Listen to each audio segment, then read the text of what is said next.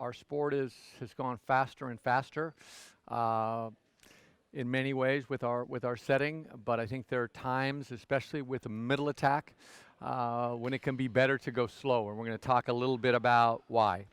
Uh, First, if I have an elite attacker who I need because of personnel, I need that attacker to play middle.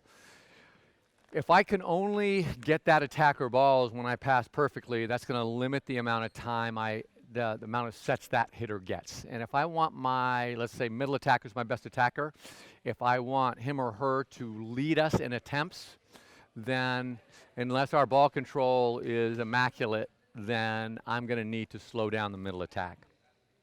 Uh, it also makes our offense less predictable. We can set the middle from off the net. So when we're 10 or 12 feet off the net, we can still throw the ball up in the middle, and the opposing middle blockers that normally might jump outside to block our pins on a bad pass now have to respect that we're going to set the ball to the middle.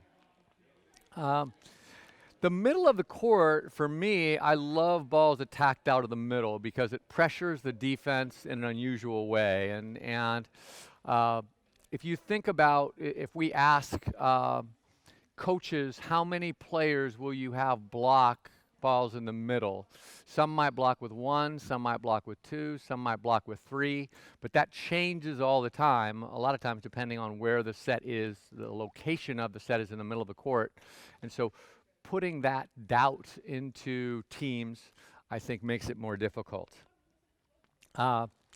When you set quick attack, a lot of times, because the set is so low, the set will determine where the attacker has to hit it. By slowing that down, we let the hitter figure out, hey, I'm going to hit it cut back over to the setter, or I'm going to hit power to area 5, or I'm going to tip it. A little more height gives our hitter more flexibility to determine where they're going to attack it. We like to set it just to the left of middle, so we like to target the opponent's right back, and we think that that is easier on this set than it would be on a quick set. I think if you have a left-handed middle blocker, it could make more sense as well. And then finally, at the end of that, there are a bunch of good college models. I think the best one is Western Kentucky. They were very successful using a slow middle attack, and other teams have used it. Washington is a little faster. St. Mary's, even Nebraska did it with one of their middles last year. I saw they slowed her down a little bit.